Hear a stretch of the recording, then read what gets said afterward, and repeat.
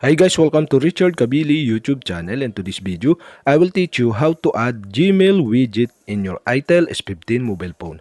And okay guys, but before we start, kindly subscribe to my YouTube channel by pressing the subscribe button and the bell to notify you if I have new videos. Okay guys, let's start. So okay guys, you all have to do is press and hold on screen in your itel S15 mobile phone to see the widget below. Click widget.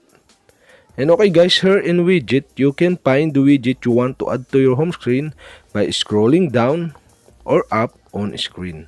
And okay guys, after you find the widget you want to add to your home screen, okay, in this tutorial, I'll show you how to add Gmail widget. And okay guys, you'll have to do is click the Gmail widget and automatically show the folder, and now you can choose the folder you want to add to your Gmail widget. And okay guys, I choose the primary folder. Okay, and okay guys, automatically show the primary folder to your Gmail widget in your itel S15 mobile phone. And okay guys, we have successfully add the Gmail widget in your itel S15 mobile phone. And okay guys, if you have a question, kindly comment below, and don't forget to hit the subscribe button and the bell to notify you if I have new videos. Okay guys, thank you for watching.